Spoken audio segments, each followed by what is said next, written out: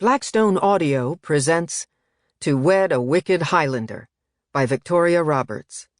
This book is read by Carrington Macduffie. To Rita Spack, beloved mother and biggest fan of her daughter's romance novels. Even though you are watching from above, I can only imagine what you must be thinking. There is not a day that goes by that I don't think of you. I miss your smile, your laughter, your hugs.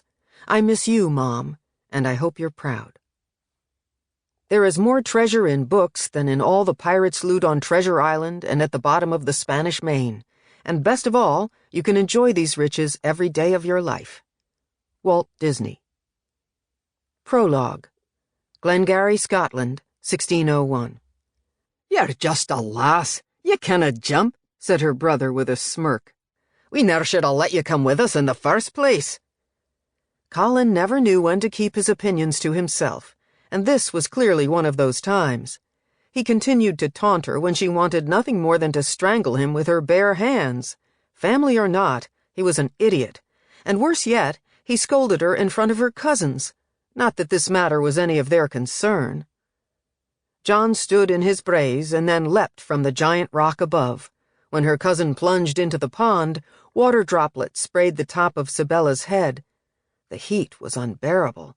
All she wanted to do was swim, while Colin clearly was trying to make something out of nothing. Angus laughed and turned to Colin.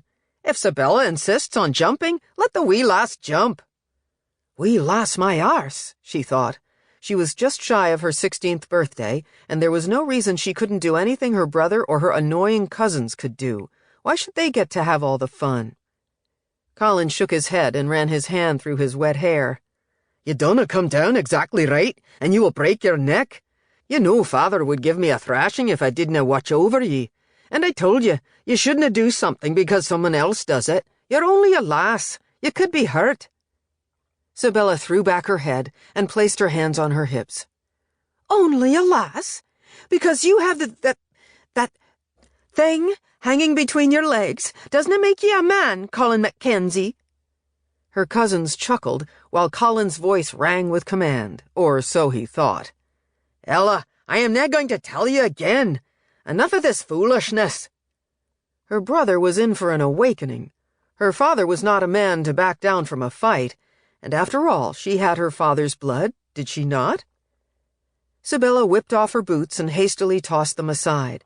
She hefted her skirts over her head, sporting her brother's old trews and tunic underneath.